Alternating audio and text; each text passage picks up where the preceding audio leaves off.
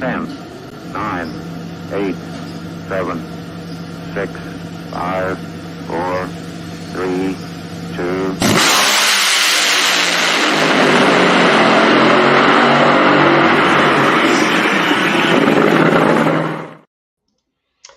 Slam and Sam, we are live yet once again on a Tuesday night competition plus power hour. Woohoo, Lee! It's Tuesday. It's time. I don't really know what time it is, but it's time. Virginia, look out. The boys, the girls, the hot rods are going to be rolling your way if they're not already. Drag racing is live, proud, large, and in charge. Yep. I know hey, you're going to say look out, top Atco Dragway. They got Northeast Outlaw Pro Mod Association Dude, coming up hold on, this wait. weekend.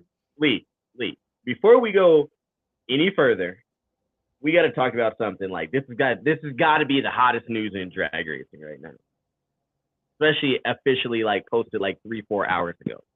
Hottest news in drag racing. We are about to be the TMZ of drag racing. If you guys not have heard, and I want to give a big shout out and congratulations to Alex Laughlin. He is now engaged. So congratulations, Alex. I mean, that's big drag racing. We're the Tuesday night talk show. We got to tell everyone the gossip, the news, what's going on. Didn't know if you knew, Lee, yet. Live on Instagram. But yeah, man, congratulations. Aww. Yeah, there we go. All right, enough with the mushy stuff. But yes, that is your hot press news if you have not known already. But Lee, man, Virginia, VMP, Tyler Crossnose home track. Like that, man, I've seen some tracks that he's prepped. And let me tell you, that guy has a track on kill. Kill. Yes, but this is a very interesting weekend because it's a question of whether the NHRA is going to listen to Tyler or not going into that track, because he doesn't always have direct prepping control at an NHRA national event as he might at a PDRA or elsewhere. Here's the controversy. We can set up the controversy right away. First of all, like, share, comment, subscribe. If you're in there, 20 people, whatever it is right now, I don't know, but like, share, comment, subscribe. Thank you, Pat, for your comments already. Share this to all your friends. Let's get the word out about the Power Hour. We're live. But I think after the last race, NHRA says, you know what, Tyler, you know this track, you know what's going on. We're gonna leave it to you. I think the lesson may have been learned. If you know, I'm not gonna say everything. I'm just gonna say I think the lesson may have been learned. I think we're in good hands now. I mean, Tyler knows that track, and I mean, you can't, when someone knows something like the back of their hand, you can't mess that up. Yes, and they definitely should pay attention to what Tyler does with that track. That track, as stated by Adam Lambert, Precision Racing Suspension, probably the top shot guy out there, period. If you look on most of the pro stocks, a lot of pro mods, PRS is on the side of those race machines. Well, I remember the first time I went to Virginia Motorsports Park, I stepped on that track, and just stepping on that track, you can tell there's something different about that drag strip than any other drag strip. And Adam's like, yes, this is the best surface in the world. It is one of the best surfaces in the world. And we might have rain a couple of days, but there's going to be at least one day, or there's going to be some days this weekend that conditions are going to be on keel. And I cannot help but wonder if someone like David Grubnick with that surface is ready to throw the absolute you-know-what down. And this is not a hate mood because everyone's going to say, Sam, you're hate. I don't think it'll be Grubnick. I mean, I think he has the potential to do it, but I think them Capco boys are really on keel. After kind of what I saw there in Arizona with them testing, they figured out some things that were their own problems, and that was stated out in public, that they were fighting some of their own demons. Yeah. But I can assure you, I think them Capco boys, I think that the Jordans are going to be at the starting line, and it's going to be a show. I think the Capco boys, come out and put on a really good performance here this weekend. I feel like they definitely at this point want to make a statement and prove something Steve Torrance has not won this year, but they have been very clear that they're testing, and he was having a very consistent year until going into ZMAX, where they went out round 1 in the 4-wide competition. Very strange for him, especially at ZMAX. But nonetheless, it's going to happen eventually. They did stay after and test Monday. I believe they made at least 1, maybe 2 passes. But you have them, I think, probably going to roll into Virginia and be like, we want to remind everybody that we are the reigning and defending NHRA Top Fuel champions. I think that will be the case going into Virginia Motorsports Park for the Virginia Nationals this weekend. Oh, 100%. Like I said, I mean, and that takes nothing away from them Capco boys. I think you can't. It's one of those things. And here I'm gonna say it. Like, I don't like the Dallas Cowboys, right? And they say, them boys, them Cowboys. But it's like you can't say the Capco boys. It's like them Capco boys. I don't know. It must be a Texas thing. I don't know. More drag racing. Lee, pull up the banner. We got a hot show tonight. We got an up-and-coming superstar in the sport with Mr. CJ, junior dragster driver, and then Buddy Hall coming on again to yak it up with us. It's always fun to have someone else come on. The Insider tonight, I don't think Bobby Bennett's going to be on. I think we're going to hear from the new kid on the block, Lee, the new kid. We won't spoil all that if people haven't paid attention to what Competition Plus is up to, but the new kid on the block will be on, hopefully yik-yakking and chatting it up with us here tonight, chatting with you guys, the people that listen to us, that enjoy what we yak it up about. I mean, a lot of drag racing news coming off of a double female final in pro stock, coming off of the 4 wides. I mean, there's just a lot. Pro stock motorcycle having some drama, as we heard last week, who stole the show. And my favorite class, everyone knows, Pro Mod. They're going to be out there in Virginia tearing it up, man. No 4 wide, so there's going to be no confusing on the 2 inside lanes jumping and leaving and the outside lane staying and who actually won. If you've seen some videos or anything like that, I don't know if you've seen any videos, heard about the drama, Lee, but glad I'm not in that seat. Well, also, for Pro Mod, remember, they have at Brainerd this coming year, presented by a D-Wagon, they're going to step up, and there's going to be a specialty race for $10,000 this summer up there in Minnesota. So Pro Mod getting some love here lately, getting some due, honestly. Thank you. Putting some respect on that name. Some of the baddest, door slammers on the planet, and running all the way through to the quarter mile. So it is looking up for Pro Mod. And mind you, Sam, it wasn't that long ago that people were saying, and some will still try to say, well, Pro Mod must be dead in the NHRA. I'm not done yet. I think, even though that final was wild, I think that 4-wide final for NHRA Pro Mod was a great testament to the continual search for parity, and that they have continually kept finding it here recently. You had several different power adders represented in that final, and it would have been great to see without what happened at the tree and those errors being put out there. Well, it would have been great to see that 4-wide, but nonetheless. Lee, I'm gonna say this.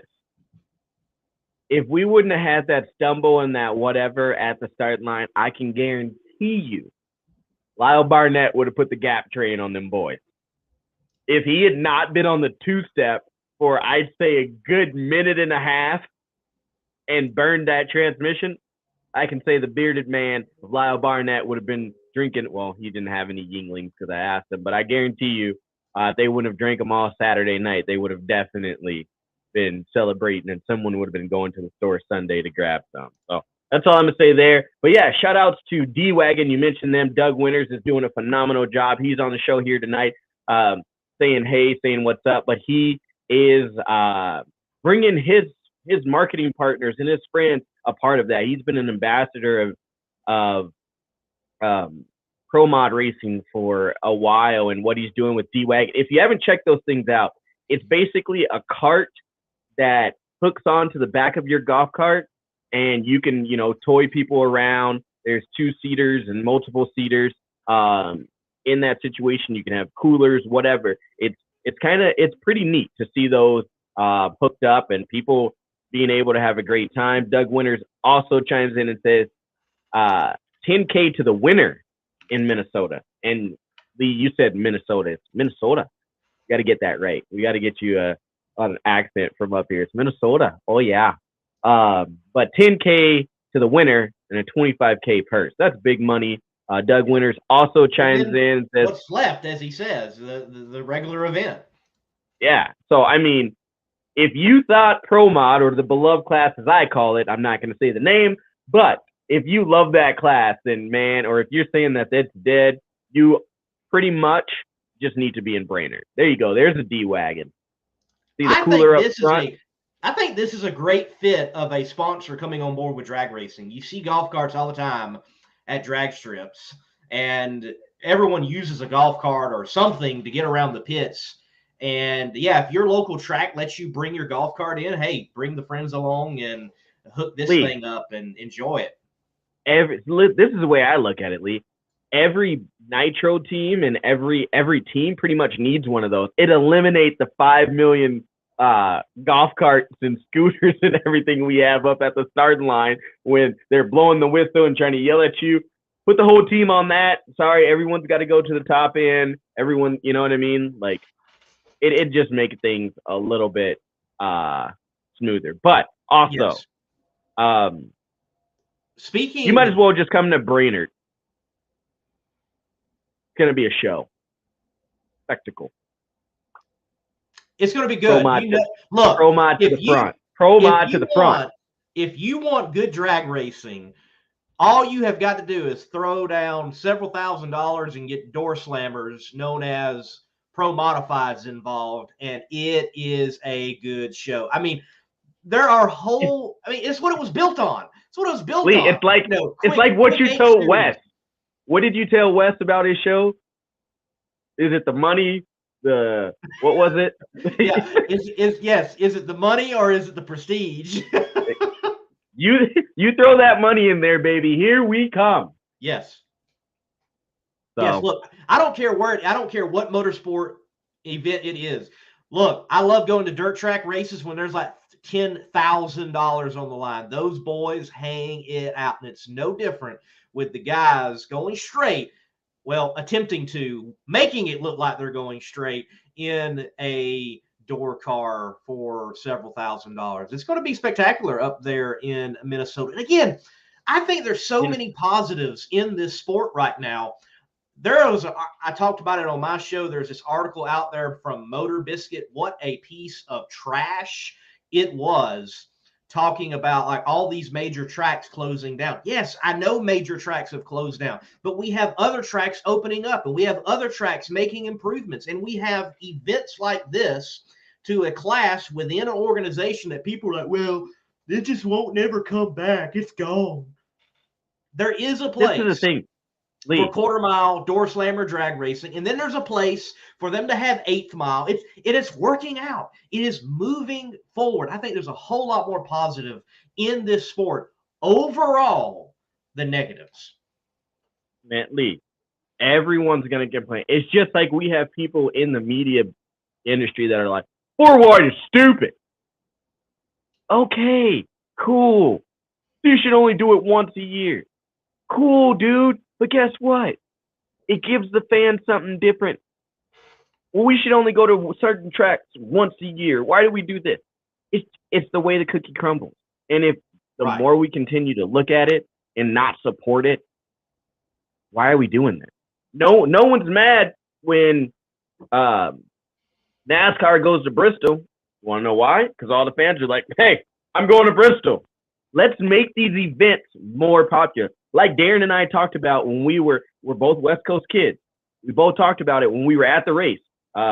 I asked Darren this, and they'll be showing up on a video here soon. But like he said it, West Coast boy, I'm going to give a shout out to West Coast, but East Coast racing is completely different. Like, they come out in flocks, and they're like, hey, I'm here to watch drag racing and have a party and have a good time. Work don't matter no more. School doesn't matter anymore. The bills that I got to pay come Monday, Tuesday next week, I don't care about those. I'm at the racetrack, and that's all that matters. Why can't the great American sport and motorsports just be like that? That's all we want. You go to a NASCAR race, everyone's having fun. You go to a motorcycle or I went down to South Dakota and watched snowmobiles race, everyone's having fun. No one else is worried about it, or, excuse my French, bitching about what's going on everywhere else. They're having fun because there's an event that they can go and watch and be happy about. So drag racing fans, if I don't say anything else that you like today, please stop complaining that we have drag racing. Please stop complaining that you have an event to go to. Just because you don't like it don't mean the person next to you or the person on that side of you, in front of you, or behind you don't like it. Sorry, that's just my opinion. I'm going to get off my soapbox. I think we need to bring on someone else because, whew, I could talk about this all night. I think there are a lot of positives in the sport of drag racing right now, and to deny that is just absolutely asinine. Well, look, you mentioned Darren Williams Jr. He does these videoettes for the show and beyond in Competition Plus and his own outlet, American Hot Rod Entertainment. Let's take a look at this week's installment. Then we're going to have Mr. Williams on himself right after this clip. Heading into the 1997 NHRA drag racing season, the big question surrounding the factory hot rods was who was going to be the first to step up and break into the 200-mile-per-hour zone.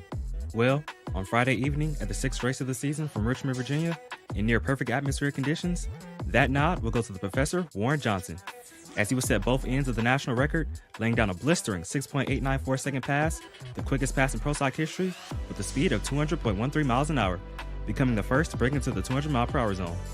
Oh, what a relief. I'm telling you, everybody's been trying to do this, and we always had to fear that somebody's just going to get one good run in ahead of us, and man, I'll tell you, this is a relief. Kurt in the 6s first and me in the 200s, we're happy. Not only would Warren set both ends of the national record, but his record-breaking performance would also earn him $25,000 and the first spot in the Speed Pro 200-mile-per-hour club. Oh yeah, and I can't forget to mention, he would put the icing on the cake and win the entire race as well. And that, ladies and gentlemen, is another special throwback feature brought to you by Competition Plus.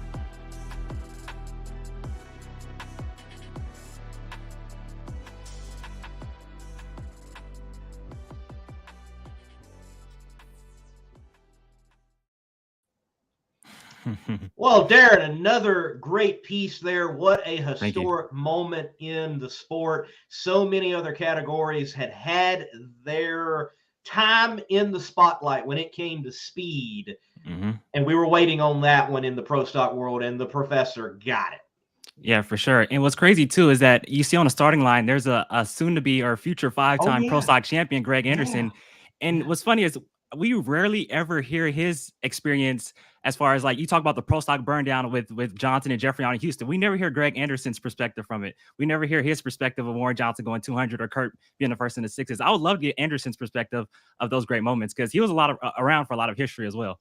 Oh, he was. And that's why I like to say, for whatever reason in pro stock, we love to have the conversation there, it seems, more than anywhere else, of the greatest of all time. And we love to split hairs on racer and driver. Well, I think Greg Anderson, without a doubt, is the greatest pro stock competitor of all time. You add up the crew wins and you add up the driving wins, the crew championships and the driving championships. Guess what? Whether you hate them, whether you like them, nobody's got him beat. No, I agree. Greg Anderson's the man. And when is he going to get win number 100, though? We've been waiting for 5 races now. When is he going to get 100? Virginia might be good, but they're not. Can I pose? No. Wait. I got to ask this question. Mm-hmm. How do I put here? I'm just going to say it. Virginia is door slammer country. Yeah. Right? I mean, you cannot deny that. Mm-hmm. This is one of those things you're going to see it. I'm going to call it right now. Hand on the Bible. If this was my computer's my Bible. You're going to see Greg Anderson get this win this weekend. Well, There's something. Pro Stock isn't at Richmond this weekend. They got the weekend off. Yeah, they got the weekend. I thought they were. Yeah, just Pro so much like No. Yeah. No. I know. Yeah. Look, No. I too. Yeah. Like I said, wait. It would be great. No. But they're not there. No, I'm looking at the schedule. No, I'm looking at the schedule right now. So it is Pro Mod, Factory Stock. It is. Oh. And Mountain Motor. Mountain Motor gets the nod this weekend. Okay. See, I didn't look at the MM. Sorry. Okay. So in that case, I shouldn't be picking my finals right now, but I'm gonna say my buddy Pistachio gets it this weekend. Then. Hey, hold on real quick. I didn't mean Pistachio. I mean Johnny Puccino. Sorry. I got a bone to pick with you, Sam. So out in Charlotte, you had me pick the winners on we did the winner things, and you picked the final rounds, and then you want to say you disagree with me, and John Force and Steve Johnson, my picks end up going on to win the race. Give me some credit, man. Give me some credit. Who else would you pick? Antron. We all know. Look at it. Look at his wall behind him. Who's on there? John Force. If he scrolls up, John Force, he's probably got some, Avengers or something else. But you got. We all know who you're picking. You got Gary Selzy, Jim Yates, Matt Hines, Kenny Bernstein up there. I got a whole plethora of drivers, not just John Force. We can't see them. Who's over his shoulder? Lee. Who's over both of his? Look, who's over both of his shoulders? All I see is Castro. Well, Darren, look, you've been doing a great job with the videoettes, adding, I think, a great segment into a show, the Competition Plus Power Hour, presented by Weldon High Performance. But your involvement with Competition Plus has been growing immensely, and Bobby Bennett, the owner of Competition Plus, is giving you the nod, and he's addressed that you are a assistant editor of Competition Plus now. So what does that entail for you responsibility wise, and congratulations, man.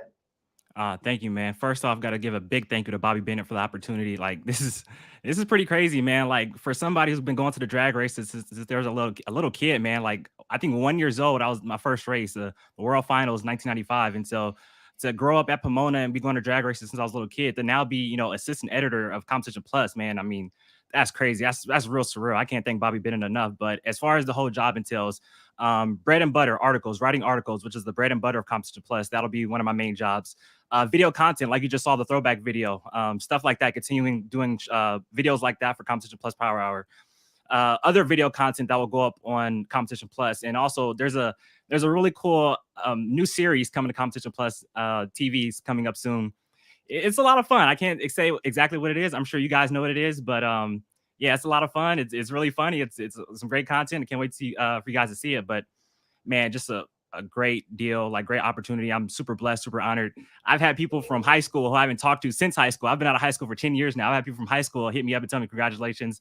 It's been cool, but work-wise, articles, video content, social media, just everything that Bobby does, I'll be doing. I'll be, kind of like his right-hand man. So it's gonna be a lot of fun. I'll be working from home. I'll be working from the racetrack. I'm excited, man. I'm excited. And thank you to everybody who's also, reached out and told me congratulations. I appreciate it. Thank you to everybody. God bless you. God bless you. Hey, I'll tell you what. I'll tell you what too. You talk about Bobby Bennett. What I love about him. So obviously I was, working side by side with him in Charlotte, and he kept it real with me. He was honest with me the whole time, kept it real. And that's what I love. He got on me when I messed up. There was one article I sent in one article to him. I think it was my Pro Stock Motorcycle recap. And he basically told me, he was like, it sucks. It sucks. And I appreciate it. And the reason why is because, accepting failure or not failure, but accepting, your mistakes is only going to make you better. Right. And he asked me, he was like, am I being too hard on you? And I'm like, no, man, I played basketball all my life. I played sports all my life. I'm used to it. So I'm happy that he's able to get on me. And they always say, if a coach isn't on you, then he doesn't care. So that's what I love about Bobby Bennett. He keeps it straight. He tells me how like it is. And I appreciate the opportunity. Well, man, we're looking Oh, forward man. to the works from you, whether it's the video side or the written side. And yeah, definitely having you pop in and out right here on the Power Hour as well.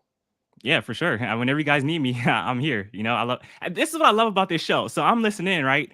And Lee's going off on one of his tangents, one of his monologues, and Sam tries to chime in, and Lee goes, "I'm not finished." Giving him the old Stephen A. Smith. No, Stephen A. Smith, I'm not finished. Let me finish. I love it. I love the dynamic you guys have. I love it. Man, honestly, it's the undisputed of drag racing, Undisputed. right? I mean, okay. There you go. we've got Shannon Sharp here, and we've got my man Skip Bayless over here.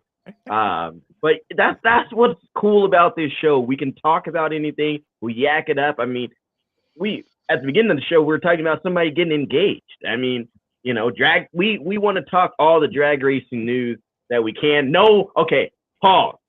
We got to talk about this too because Bobby threw you out to dry last week about putting sugar on your grits. Man, okay, let's do it. But butter, that's it. Like if you're gonna put anything on your grits, butter. Just butter. Sam, you're a West Coast dude, man. Come on, sugar and butter. Now, no. Now, if you really want to get a little like spicy, or you want to like mix things up, when you're eating like pancakes or something, and the syrup runs over. I'm telling y'all right now, if you ain't tried that, have a little syrup on your grits.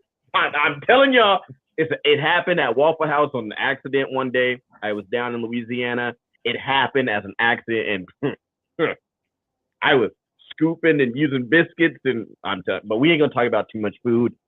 Some people have already eaten tonight. I haven't. I got brisket downstairs, so we ain't gonna talk about too much food because my stomach's already rumbling. So on the West Coast, somebody just said no, butter.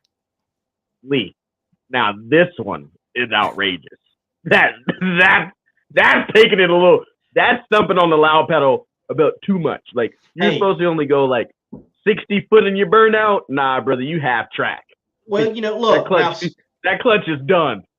Sammy Eubanks, great performer in country music and beyond. You oftentimes see him at NHRA national events and other drag racing events.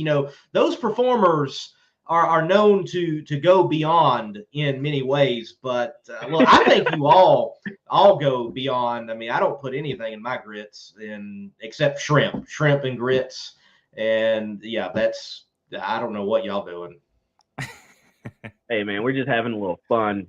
But I think y'all need to man up with your taste buds and handle what they really taste like.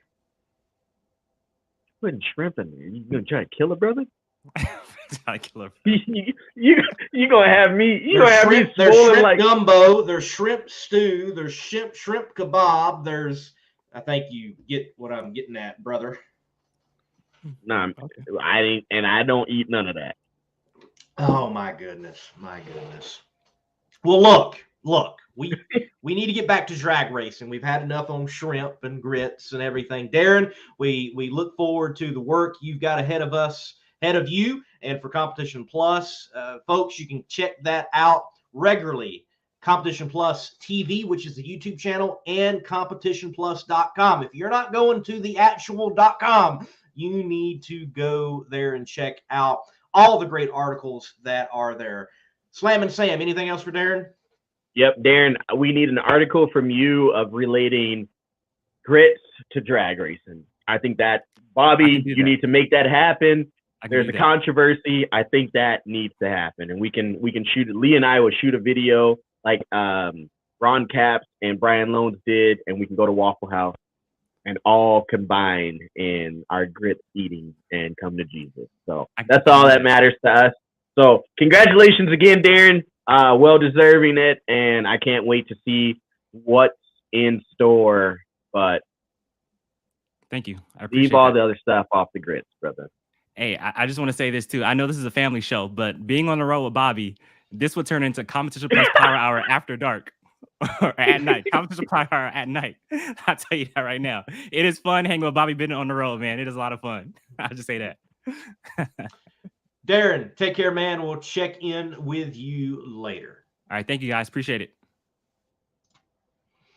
Well, Darren Paran, if I'm saying that right, he does mention something I do want to speak on very quickly. Did you guys see the Top Fuel car when they started at Sydney, Australia on the weekend? Yes, and that information and those articles can be seen on Competition Plus.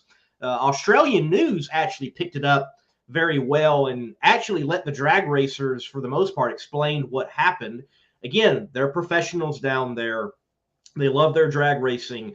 And honestly, it's one of the moments in drag racing that I'm surprised it doesn't even happen more often than what it does. I think it has happened at an NHRA national event before. It's happened here in the United States. And one crewman was injured and did have to have, some medical attention, nothing too serious. But nitromethane is more dangerous than I think people realize. And I'm just glad it doesn't happen more than what it does. Well, yeah, I think we saw an incident with that earlier this year. You know what I mean? Of kind of, I wouldn't say completely the explosion, but just kind of the backfire. It stirred a lot of the comments of, should people wear safety equipment? If you're right there touching the car, should you see it? I think it's something, honestly, I've thought about it. We take it for granted. Like, after seeing that, like, even as a media person standing right there, even in the pits, you're standing right there next to the car. That is one of the most dangerous spots. Like, when you're in the pits and that happens. I mean, that could happen. When you're at the start line and you're trying to get that, B-roll or that little bit of butter right then and there, and you're doing that. And it could happen right then, but we're so in the moment and so in the zone of, okay, hey, I need to get this shot, or I need to get this live video, or whatever it may be. So we kind of really forget that, hey, man, this thing can explode. But then even for me, I see a Nitro Harley, and I'm like, man, I need to stand at the other side of the pit. Right. Like, I need to be somewhere else. But you forget that 11,000, 12,000 horsepower dragster or funny car could do the same exact thing. Right. It is controlled chaos, whether at the line or in the pits. Look, I've been in the pits for several warm-ups now, and not just, beyond the rope, but like right there trying to get footage of the driver warming up or their engine and it idling. And, Sam, I've seen them lose fire. And when I mean lose fire, I don't mean like the valve will shut off and they and burn off the rest of the nitro. No, lose fire and everybody's like, don't move. Be very, very careful at this point. So I'm glad it doesn't happen more often. So glad those guys are professionals and people responded rightly and everybody's going to be okay. But why? I mean, again, what these guys and gals do from the pit crew to racing, it is dangerous. I mean, go back to Pomona. Touching the throttle body with the body of the funny car. There's another example. It is dangerous out there. Very. I mean, I sit down on the start line and I have Doug Foley, Buddy Hole, or whoever else do a burnout by me. I'm like, man, this could go wrong really quickly. And I've had pro mods get close. I've had cars come at me at the wall. It's dangerous out there. So enjoy it, folks. And, send a like or two to the cameraman's way. They don't always mess up. So, Sam, we do have CJ. He is in and out. We'll have him in just a few moments. I'm sure we'll chat with him. And look, I'm looking forward to talking to our first junior dragster driver on the show. I'm looking forward to that. Well, Lee, I did it. A little Wendy's in my cup. I think it's going to be great, to give the spotlight on someone that's well deserving, especially these junior dragster drivers. I mean, they aspire to move up in the ranks, and what they're doing. I mean, a lot of these drivers, I don't want to call them kids. I think that's disrespectful, but a lot of these drivers are, they learn about the cars, they move up, and then they take ownership, and they're doing more on the car, and it's a family thing, and that's where drag racing starts, is from the grassroots, getting out there and doing it with your family. So moving up in the ranks and continuing to do that, I think it's finally time that we do break into that mold here and give the spotlight to these drivers. Again, I do not want to refer to him as a kid. But give a spotlight to a driver that well deserves it. Definitely. Look, ladies and gentlemen, this is all brought to you by Weldon High Performance Pumps. As I say on this show, they can make pumps for airplanes. You definitely don't want that to fail in the midair. You definitely need to look at them for the pump for your race car, and they have a high performance line. After this word from Weldon High Performance, Mr. CJ Jenkins, we'll chat with him, young junior dragster driver.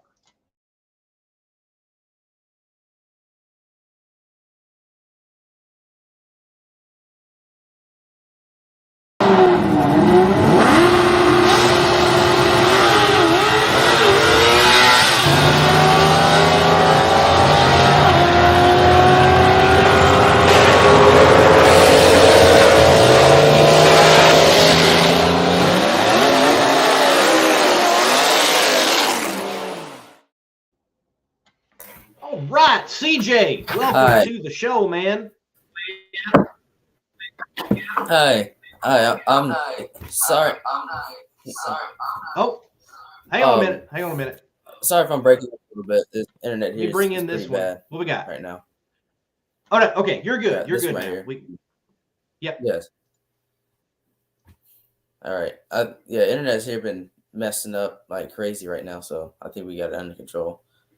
But let me know if I Don't go worry, out man. something. We'll rock along. Look, if you happen to lose signal, as it were, just check back in. Hey, you don't live in the days when someone picked up the phone and you lost internet. Those were rough, dude. Those were rough. I remember those days. So you don't know what I'm talking about. See, Sam? He doesn't know about the dial-up, the AOL. You've got mail. That's right. You couldn't be on the cell. You couldn't be on the house phone and the internet at the same time. Nope. And if your mom tried to call home or somebody tried to call, they were like, "Who are you on the phone with? Were you on a three-way?" No, I was actually checking my school mail because I got an email from school and I needed to send an email. So sorry.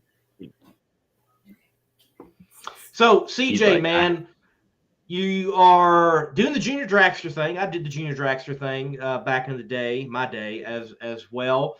And talk to me about your junior dragster. You know, it's amazing how sophisticated the chassis and engines and all that were, and I'm sure they've even progressed. So what chassis, what's the name of the car, and you know, how much horsepower you got in that thing? What's your ETs, mile per hour? Break it down for us, man.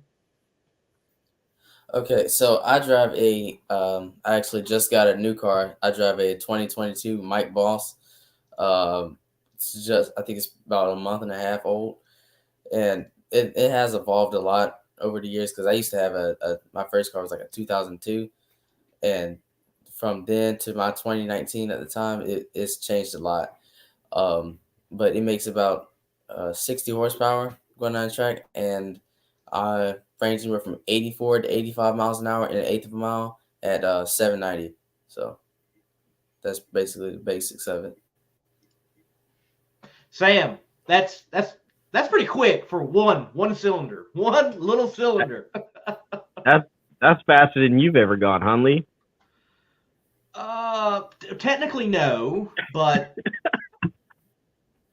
I'm just throwing a little shade. But getting into these juniors and stepping up, like when you stepped up to a new chassis, did you feel the difference? Did you notice a lot of difference, in your progression of your car? We really set everything from my old car to my new car as best as we could. Like the chassis adjustments I feel like our team is very keen on detail. So we try to, match the chassis adjustments as best as possible to make it feel the same, for it to get the same results out of both chassis. All right. Well, CJ, you live in Eastern North Carolina. So what is the home track for you? Where do you race most often? For me, it was Ware Shoals Dragway in the upstate of South Carolina. Though we'd occasionally race at Atlanta Dragway, the home track was Ware Shoals. So what's that home track? Who do you represent, man? Our home track is usually Galat Motorsports Park out of Benson, North Carolina. We typically race there. Yes. Sorry, man. I love it a lot. Yeah, it's a nice facility. It's really a nice facility. One of the nicest I've been to since I've done my recent career. What do you like the most about racing at Galot? Yes, I agree. Spectacular facility. What I like most about just racing in general is traveling, meeting different people, meeting different competition. I feel like that's a lot of the reason why I'm the driver I am today, because of the different places I've went, the different drivers I've met, and these people have made me better over the years just by being different types of competition. And these people drive differently than people back home. I'm not always racing the same people that I see over and over and over again. I get to expand. So, being in North Carolina not last weekend, but the weekend before, and being at the races, you were there. You guys had your car on display. You have the hauler. The whole trailer is wrapped. How does it feel to know that people know who you are when they come and they see, or even your friends, they see the motorhome and the car trailer wrapped with all your design? How does that feel for you? It feels pretty good. That's the best I can explain it, because really it's unexplainable, but the best I can get is it feels amazing. And I'm thankful for the people that helped me get there.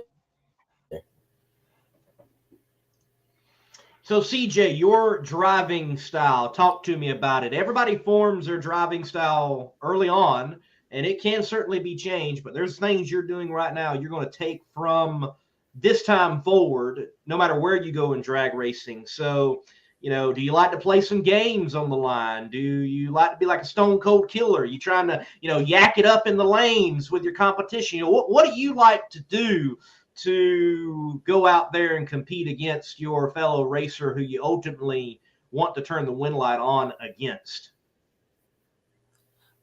Really, I try to, be fair, be true about how I'm racing. I will talk to my opponents, try to, get to know them a little bit. If I'm waiting in the lanes, let's say somebody oils down the track or somebody's on the track, I'll talk to them, just try to, see what they're like. But other than that, I usually race pretty fair, pretty true, and I just go out there, do my job, and, I can only hope for the best. So with that, do you have any superstitions? Like, I know myself in hockey and racing and everything that I do, like, I have to put on my right side before I put on my left. So if I put on my right sock, then I put on my left sock. Like, do you have any superstitions, meals that you eat the night before, the day of? Is there any of that you've brought into your routine? We do the same thing every time. If we did something and it didn't work, we'll try something different. We don't go the same, like, even on the way to the staging lanes. If we went to the staging lanes one way and we didn't do good, we'll take another way the whole day. If it works, we take a different way the whole day. And it's worked a lot of times. We've, doing the same thing over and over again, no matter how extreme it is, it usually works for us because it keeps us in tune the whole day. It keeps us in the same rhythm.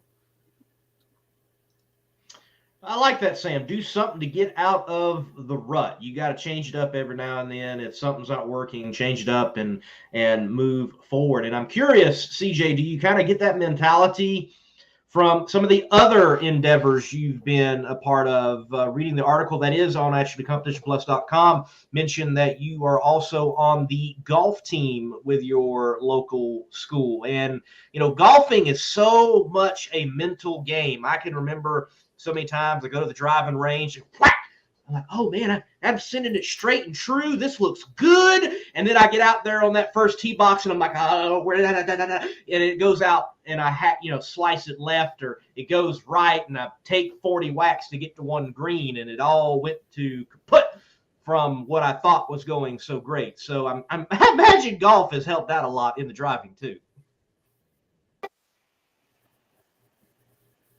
I fully understand that. I have that same problem all the time, and I'm thinking, like, what am I doing differently from the driving range to the first tee? And like, what's the difference? But I really think it's more of which I've had to learn a little bit with anything, that just take your time. Just take your time and do it. Just do it the same way you practice. You don't have to change anything from practice to performing because you practice like you perform. So if you practice like you perform, if you do the same thing every time, it should work out just fine like you want it to.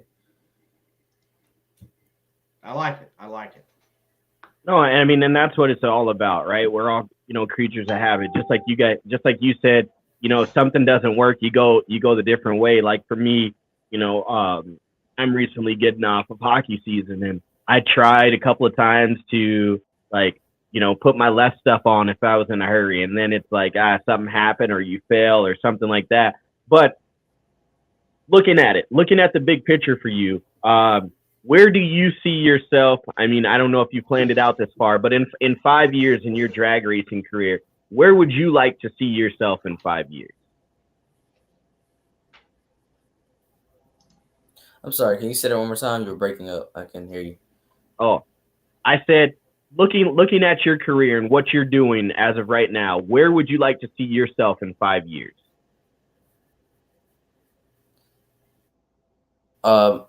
Really? So let's say I'm 14 now. In 5 years, I'd like to keep moving up, with the drag racing and eventually get myself into Top Fuel or in the pro ranks.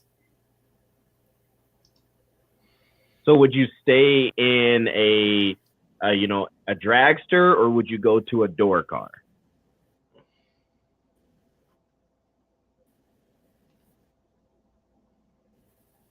I'm leaning more towards doing a dragster because I'm already used to it. I've always liked the way they look over door cars. A lot of people. Hey, nothing wrong with dragsters whatsoever. Definitely kings of the sport with Top Fuel. So, wow, you had to go through A Fuel, and that's definitely lady dominated. Yeah, how do you feel about going through those ranks first before getting to Top Fuel? I'm sorry, can you repeat that? Oh yeah, we're having some technical difficulties, ladies and gentlemen. So CJ, before you get to Top Fuel, you got to go through A Fuel, and that is a rather lady-dominated. We've lost CJ. The internet has caught up with us. So, folks, we're gonna drop CJ out. We'll see if he comes back in or not. Oh, we got you back, CJ. Can you hear us?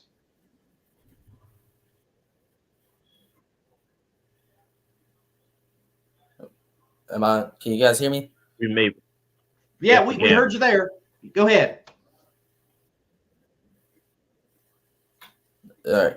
Can you guys hear me okay? Yes, we can hear you. Can you hear us? Yes. Okay, cool. Well, let's move on from the line of questioning we were trying to get to and maybe simplify it. What do you and your family do for a living? Found that very interesting. I'm sorry. I can't hear you guys at all right now. It's breaking up really bad. Oh man. All right, look, CJ, this is what we're gonna do. I'm gonna drop you out, come back in, all right? We'll see if that works there, Slam and Sam. Technical difficulties. It does happen.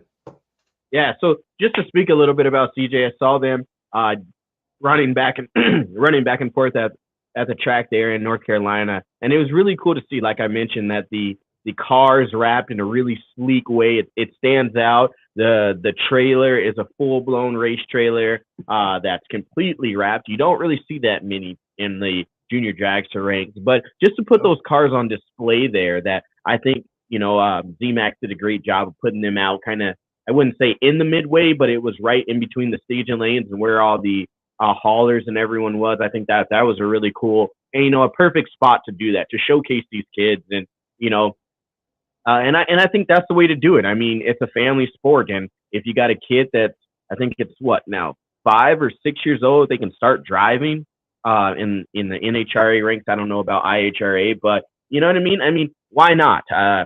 hopefully one of my boys decide, Dad, hey, we're gonna go racing, and peace out, Girl Scouts, we're going. Like there's no question about it, because why not? It gives them a sense of responsibility. Hey, you, like I see some of my friends out there. They start with, hey, you got to check tire pressure. I'll do everything else, but then you check tire pressure. That's the only thing that you have to do. Or get the car out. You know what I mean? You got to be there to warm up the car. It gives them a sense of responsibility that, that stuff goes a long way in a young person's life. I mean, it starts that responsibility factor. So to see that he's out there stepping up and his family's involved, that's what it's all about. I mean, a family that races together stays together. If mom and dad, if dad and son are out racing every weekend, and mom, I don't really want to be there, I don't care, that's taxing. But when you have the whole family involved and embedded in what they're doing and supporting what their child loves to do, I mean, you just can't go wrong with that. So anyone that's out there, if you like drag racing, get your kid in it. It helps the sport. Definitely it does. I know for me, I had to keep straight A's to go racing. Woo! Junior Dragsters. I'm glad I had to do that. So that would have been tough. Well, look, we got CJ. We got CJ backstage. Let's see if we can bring him on if we got a better connection now. CJ, man, can you hear us? Yes, a lot better. Okay, good. Well, look, let's pick it back up. You and your family, what does everybody do for a living? It's in agriculture, from what we read from the article. Yes, so my dad is a poultry farmer, and my mom owns a staffing agency.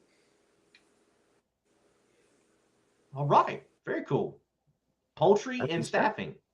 Very different. It's very different. So here's a question for you. Does mom help find dad employees? My dad, because he doesn't really need employees. He's really self-employed. He has one other helper, but he's pretty much self-employed. Right. So do you help out regularly in the poultry operation? Do you help out with mom's operation at all? Or have you struck out on your own and found some other type of little job to make some ends meet for yourself? Usually I'm on the farm, because we live on the farm. So usually I'm here. If my mom does need help, I might help every once in a while over there. But usually I'm over here at the farm helping out. So what does a typical race day then look like? So I've worked in agriculture a couple of times in my life, and tremendous hard work in agriculture. So race day comes along. Like I can remember, we were able to wake up at 9 a.m., get to the track by 11, and we weren't really in a rush. But the responsibilities that you and your family may have, what does it look like? Is it getting up early, handling duties before that you might normally, and then getting everything loaded up and hitting the track? So usually when we go to races, we try not to, rush. We try to prepare for that. So we load up the day before, 2 days before, just that way we know we have everything we need. If you need anything, you can remember it over those few days. But come race day, if we do have to leave early in the morning, usually we leave the day before. But if we do have to leave early in the morning, we'll check out the farms closest to us. And then usually if we have chickens in the house, my mother will stay behind and check after the chickens, make sure nothing's wrong while we're out on race day. If there are no chickens, then you don't have those responsibilities, and all three of us go to the racetrack. That's awesome. And I mean, I got to ask the question, and I think you probably know the answer, but who is your biggest supporter? I think it's I can't really say I'm one-sided with that, because I feel like both of them play important parts in it. Good answer. That's a good answer. Right down the middle. He's like, man, I can't say mom, because then dad's gonna be mad. Dad ain't gonna help me change the oil or whatever. Right. He's smart. Yeah. See, he's learning the media hacks already. So I just gotta ask, like I said, you guys have everything lined out and everything ready to go. What are your friends like when you go to school Monday morning? You're like, man, like I'm looking behind you and I see all these mini Wallies back there. Like when you tell your friends, they're probably like, hey man, I went to the mall this weekend, I bought some new Jordans, I did this or I did that. And you're like, man, I just went out there and, had a 001 light. And they're probably looking at you like, what do you do all weekend? How do your friends take it? It takes a little while for them to really understand it. Some of them don't, some of them do, but the ones that do, I'll tell them about it and they get excited about it because, your friend is a race car driver. Like, who's ever heard of that before? Like, who's really ever heard of that before? So a lot of them are excited about it. So, CJ, doing the junior dragster thing, aspiring to be in Top Fuel, you had the opportunity to swing by the Justin Ashley Motorsports pit and interact with Justin and also get in the car itself. What'd you think of Mr. Ashley and also his ride at the highest level in the sport? I thought that Justin Ashley, I feel like that's one of the people that's helped me out the most in trying to figure out if I really want to do this or not. Because people have asked me, do I want to sit in the car? And I've said yes, but this kind of fell through the cracks, the opportunity. But Justin's the one that really took time to let me sit in the car and gave me advice as well. And really, I thought it was a lot more than what it was. Because I'm thinking like, man, it's got to be just so much that goes into it, and I'm pretty sure it is. I'm just looking at the steel aspect of it, but it's really not as many controls or anything like that as I thought it would be. It's not as complicated.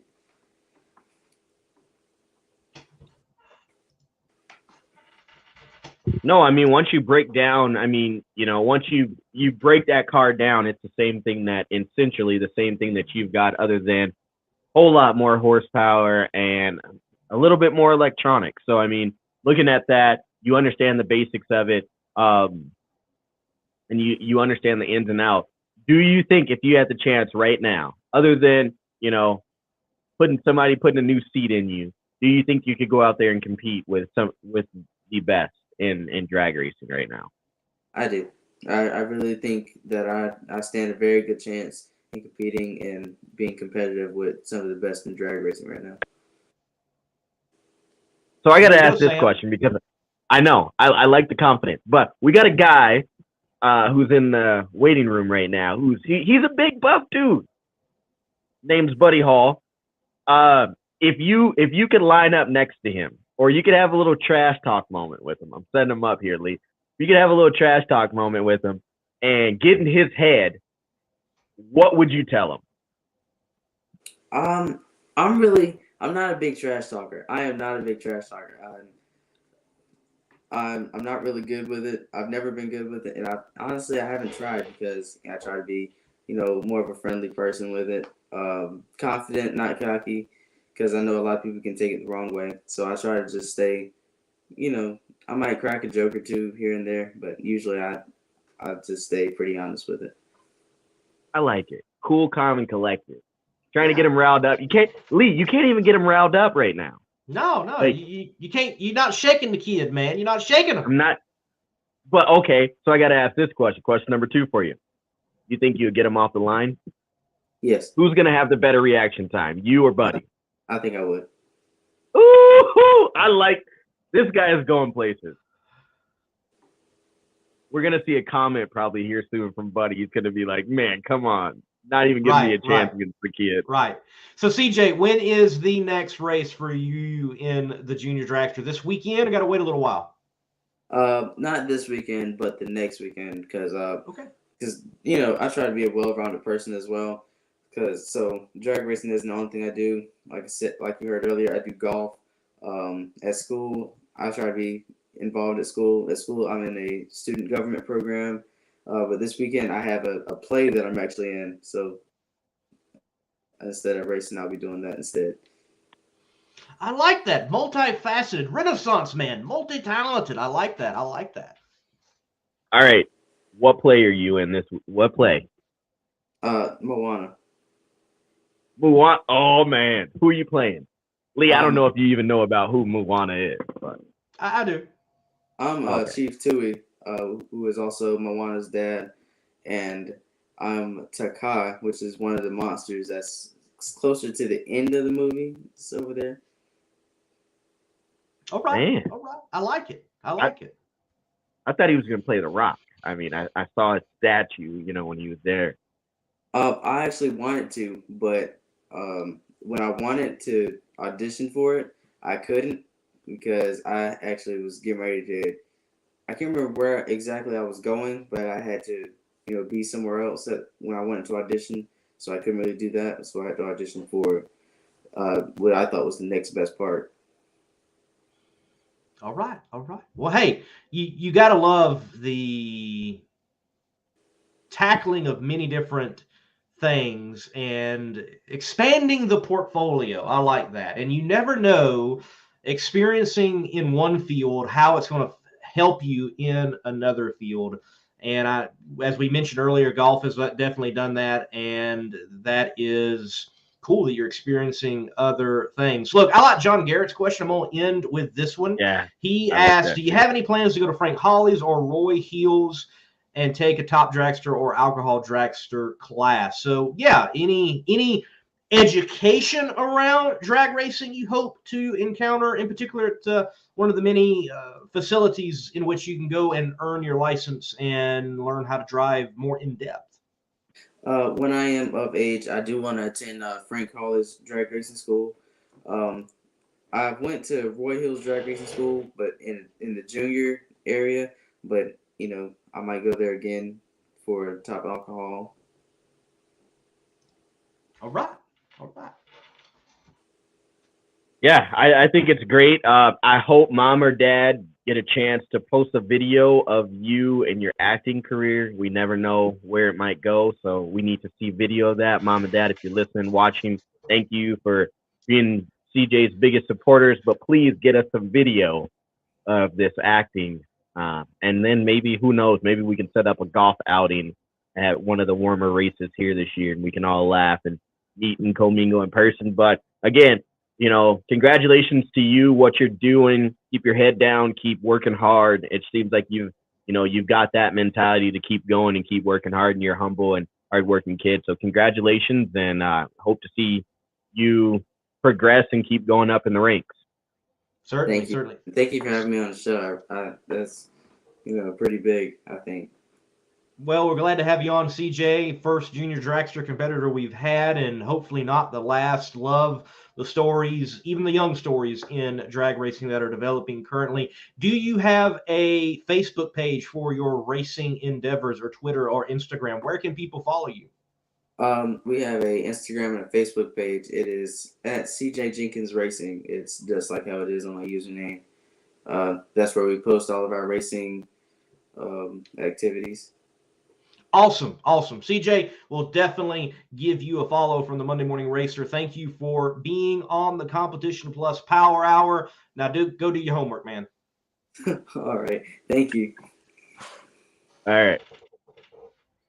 And the kid is calm. He's like, man, I don't like, did you see how he said that though, Lee? Yeah. He sat back in his seat and said, I don't trash talk. I may crack a joke. I may say something. True champion. Like true champion point. Yeah, right. I'm not worried about it. But guess what I will do? I'm gonna leave on him. Right, Ooh, right. buddy. Yeah, buddy. Look, we've got some. Buddy Hole had a very interesting spring nationals, so we can definitely talk to him in a few moments about what can become complex with a top field dragster, even though there may not be that many controls, because for him in the moment, some of them controls weren't working at all, apparently. So we'll get the rundown from him and catch up with everything that's going on in Buddy Hole's life, from roofing, energy, top field dragsters, nitro, and the news is out, so maybe we can even talk about that carbon fiber body sitting in his shop that is on my channel. We can talk about that too. So right after the break, folks, Buddy Hole, we will have him on right after this word from Holly. Classic car owners, make your headlights over twice as bright with Holley Retro Bright LED headlights. A plug-in replacement for those dim halogen seal beams, Retro Bright maintains that classic look and lasts 6 times longer. Stay safe and click the link below to learn more. Buddy Hole, welcome to the show once again, man. Hey, what's going on, guys? Thanks for having me. anytime. Hey, I hope you're not mad at me for trying to set you up to see what the kid was going to say. But, Hey, I mean, he had it together. kid, but he said he was going to leave on you. I love it, though. I love his attitude. Hey, listen, that kid's name, they should just put a picture of a cucumber on the side of his car, because that kid is cool as a cucumber, man. You ain't shaking that kid. And No. What a great kid. It's good to see, a kid that has that type of attitude towards what he's doing, because, he's very humble still. He's doing something that one and however many thousands or millions of kids are doing, and he's doing it at a high level, and his parents are doing a good job keeping him humble, and he's a good kid, you can tell. So yeah, it's pretty cool. It's good to see it. For sure. Yeah, definitely. Well, since the last time we had you on, we have had you go through a couple of NHRA national events as driver and as car owner. You have spent several $1,000s through those couple of events and experienced a lot in just 2 events as owner and driver after your rookie season last year. So, buddy, what new have you learned and put in the experience bank after all that you've gone through in 2022 so far? Well, you're always learning. It never stops. It doesn't matter if you're driving your own race car, or driving someone else's race car. There's always something to learn. And, what I'm thankful for is to be surrounded by the right people. So, we're learning together. We're taking the steps together to create what I would consider the future of a winning team. And so what we're learning along the way is what not to do. Drag racing is a sport of attrition. And the faster you can learn what not to do, the faster you'll have successes. And so we've already had some short glimpses of success. We've had some catastrophic failures, a couple fires, and that's just part of the game. That's part of learning. But we're not mad at it. I'm certainly fully prepared and understand that we're going to go through those things to get where we want to be. And as they say, it's just part of the game that we're playing. You put that yellow gold liquid in the tank, and things are gonna happen that you can't expect. It's just part of the program. But again, repeating myself, we are surrounded by great people. I'm surrounded by great people, and we're all helping each other. We're all learning. So it's all an amazing experience, and I can't wait to get out there and learn some more. Let's just try to avoid a fire this time. How about it? So when you look at situations like that, I mean, and I'm going to bring this one up. You said you're trying to avoid something, but we all know with this whole nitro game, it could happen at any point. But you look at situations, you've had a fire. Doug Foley's had what we all from the starting line thought was a big boom. We watched another one in Funny Car. When that situation does happen, the raw emotion obviously is shown. What does it feel like? Talk about, like, when you have this fire, you have this situation. How do you compose yourself or not just throw some gloves, quote unquote, potentially a helmet? How do you contain yourself from not doing that, knowing that, hey, man, this is my livelihood that just went kaboosh? Yeah. Well, here's the deal. So Q3 is when I had my fire. And going into Q3, we were sitting number 18. So when you're sitting number 18 and your race car throws, 3 or 4 rods out of it, and you hurt it pretty bad, but you're in the show, I don't know that I had any negative emotion about it. I just I was so excited about what we were able to accomplish. And the truth is, I knew it was hurting itself. When you're sitting in the seat, you can feel that the thing starts to mix up cylinders, and you feel the vibration. And I was safe. I was in the middle of the lane, and so I left my foot on the floor, and I got us in the show by a hun. Barely got us in the show, but we did. So it sucks to hurt parts, and we never ever want to do that. And every time we hurt parts, it costs money. So we try to avoid doing it. But if you gotta sacrifice, and you have to have if you're gonna have a moment where you lose parts, you hope that it's either to get in the show or win around to drag racing, and that's what it did for us. And so I don't get upset about it. I don't get mad. I don't get emotional about it. Because if you have that mindset or you have that approach, you're not going to last long. You can't have a negative emotional reaction towards things that happen with your race car. And if you do, you could expect distraction as well, right? Because it's taking you away from the focus on where the focus should be, which is on your race car, and driving your race car and paying attention and, getting the car rebuilt and getting it back to the line the right way. And if you let your emotions in the way, and I don't mean just negative ones, but I also mean, high emotions, you try to stay in the middle, you try to stay focused, really, really good or really, really bad. It's the driver owner's job to try to stay in the middle of your emotions and really work diligently to make sure that there are no distractions. So here's the deal, though.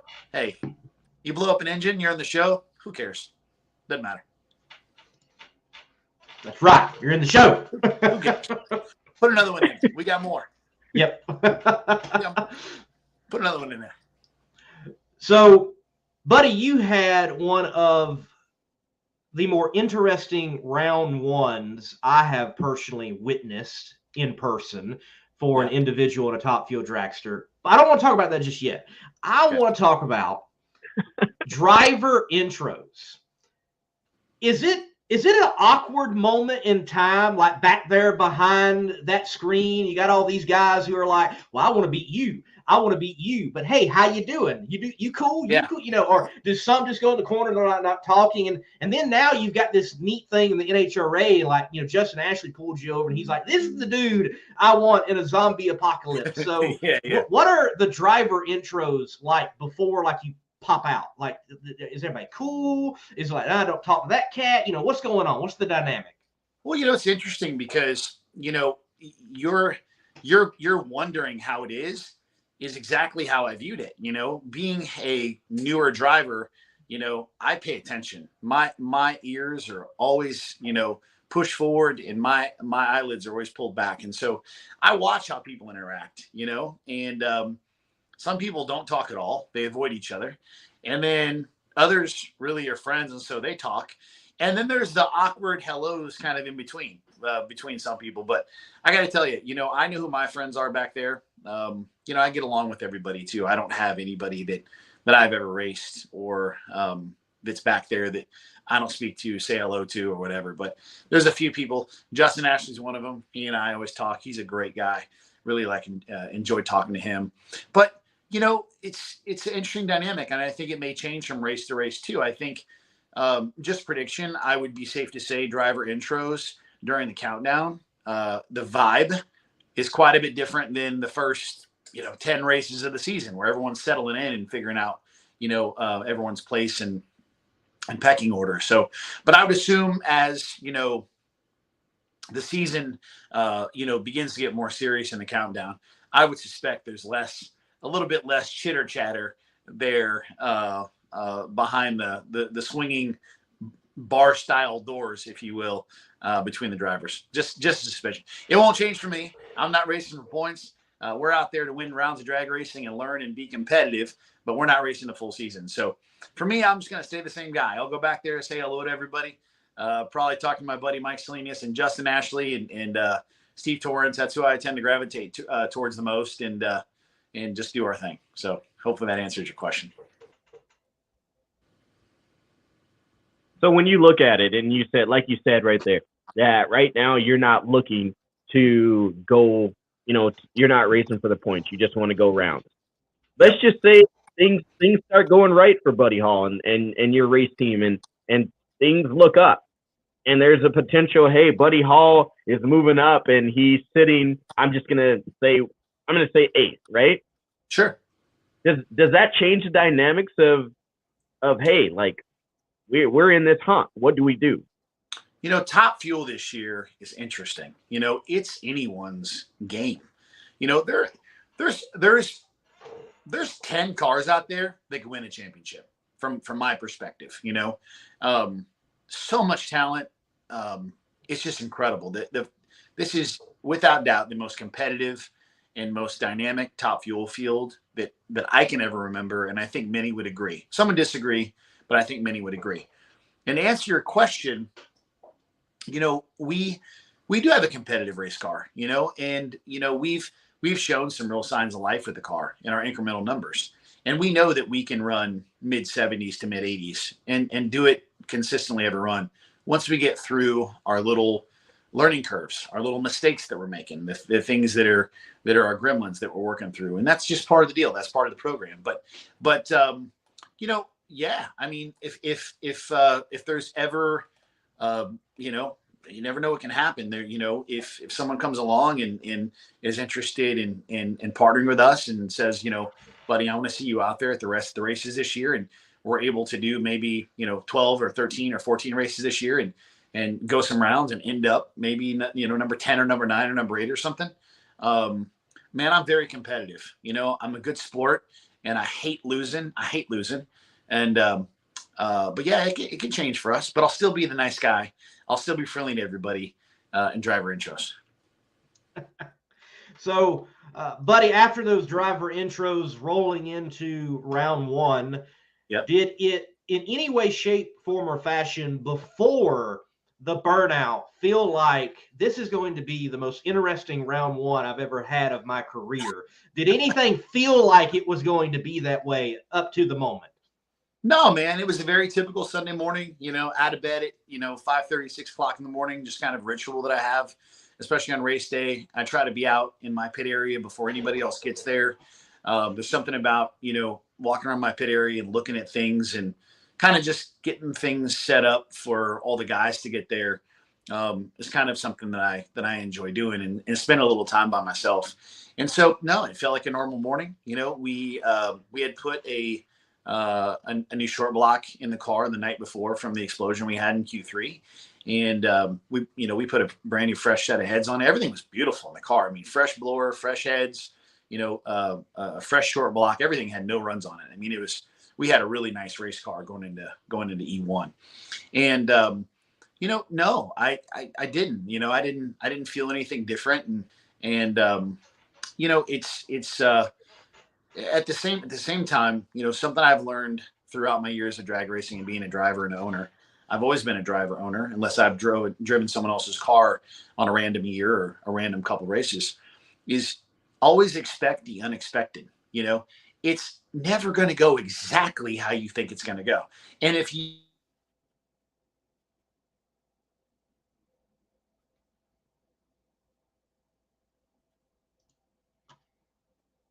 We lost you. Yeah, something happened. Audio wise. Are you there? Oh, there we go. Yep. I lost you. I'm so sorry. So what I was good. saying was, I'm not sure where I got cut off, but what I was saying was, you know, no, it was a typical morning. You know, it was great. The car was fresh. We had, you know, a fresh set of heads on the car. We had a brand new short block in the car. We had a fresh blower. You know, we had the thing tuned up. You know, we had a beautiful race car for first round. I mean, great parts in the car, great tune up in the car, and you know, it was just a very typical race day. And you know, as I mentioned before, as an owner driver and years of experience, as a driver, you are to expect the unexpected. And when you go into it with that approach, knowing that something could go wrong, and you are prepared for that psychologically, when things do come up, you don't panic. You know, the key when you're in the race car is always to stay calm, always stay cool, collected, and make good decisions. That's your job as the driver, to make decisions and respond and react to what your race car is telling you. And so when all that stuff started happening, it was kind of funny. I wish there was a microphone in my car. I think I was talking to myself. I was like, is anything else going to go wrong? I mean, could there be just one more thing that could possibly go wrong with this round of drag racing, you know? But we played it cool, you know, through all the things. My crew did the right thing. You know, the NHRA really did the right thing once they figured out what they were going to do. Steve Torrance's crew and guys, they were patient. They did the right thing. I feel like I did the right thing as a driver, and it all worked out. You know, I shut the car off early.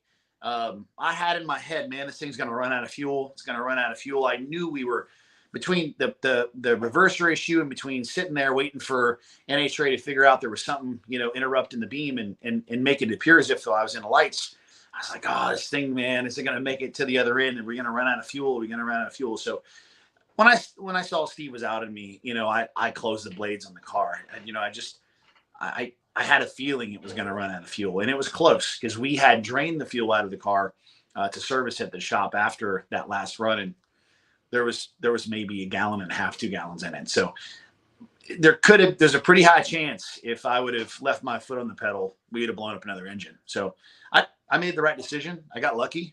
Sometimes there's skill, sometimes there's luck, sometimes there's a combination of skill and luck. And I think on that given day, in that very given moment, I had a combination of skill and luck and experience working for me. So anyway. Yes. Broken reverser. Yep. Then after being backed up, you've got the situation, there's something in the beams, even though you're not in the beams. Yep.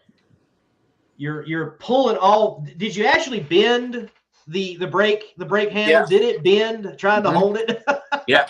So what happened was, even though your foot's on the clutch, when the car's in forward and people are backing you up, it's still technically wanting to move forward, right? So the clutch got hot. I mean, the thing was smoking hot, between them pushing me back and then waiting so long, the clutch was smoking hot. And I bent the brake handle over completely in the car, holding myself in the lights, and I still put out the top bulb. I mean, it was just so aggressive.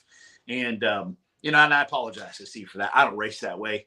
I'm not racing for a championship. The last thing I'm going to do is put out the top bulb on a guy that's number 2 or 3 in points or number whatever he is right now. I haven't checked since our last outing. But anyway, I don't race that way. And literally, I got out of the car. I knew I bent it because when I got down at the other end, I was pulling the brake. I'm like, oh, this feels funny. I got out of the car and looked down there, and the brake handle's bent halfway over. I just bent it back over. So, hey, it is what it is. I didn't red light, though, and that's what matters the most. Man. Seems like this year's a funky year, Lee. I mean, you've got Salinas breaking brake pedals. You're bending different parts. I mean, clutch pedal. You broke the clutch pedal. Oh, Salinas did. Yeah. Yeah. Yeah. Yeah. It's Z-Max clutch pedal brake. I think we all need to go and see Tim McCamus, so we're not buying that stuff from where, as he would say. That's funny. Bearded crew. Yeah, everybody on the show does it. Great comment. We need to reach out to one of these beard companies. So when us three are on here, maybe they can get a spot on here and help you guys out in your program. Yes, I know. I need official beard sponsor. I really do. You do. It was. Yes. You've earned it. You've earned that right. So we've got. Go ahead, Lee. The greatest name in all of YouTube, Kroger Sucks 45. He asks, do you have a timeline on the funny car? So someone has seen footage somewhere that you do have a funny car body and you do plan on using it. So any updates on that timeline? So 2 things. I agree. Kroger sucks. There's one right down the street from my house, and I go there and the lines suck. Next thing, funny car. But no timeline specifically. We'll work on it. Right now we're focused on the Dragster and building up our parts inventory and getting ready for Topeka. I'm an over preparer, so I want to make sure that before we touch anything else in my shop, that the top fuel car is ready for competition. At the end of this month, we also have one of my crew members. He has a AA fuel altered, and he and I and the whole crew, all of us, we're going to be making some runs here in Texas in his AA fuel altered, and working towards getting him some seat time and working towards his license. And then probably after that, there's going to be some time where we go ahead and mess with that funny car. So I'm excited to drive it. I don't know what we're going to do with it. There's no plans. I'll tell you that. We have no specific plans. There's no, don't speculate. See Buddy Hall in a funny car next year. Expect me to see me in a top fuel car this year, next year, and anytime in the future. But we got one, and you just never know what I'll do with it. But I'm excited to drive it. You know, that's my roots. That's how I started. I started with, front engine cars, and so I'm super excited to drive that thing. So hopefully that answers your question. Yep, definitely likes his front engine right there over my shoulder. Old hero card. Oh yeah, that's cool, man. Yeah, I'll bring it. Old school. Right I see there. it back there. That's super cool. Thanks for hanging it up. See, Lee, so now that brings me to another thing. We asked CJ a little, trying to fire him up. But if you go to Funny Car, who's going to be the biggest guy in the class? You or Hagen?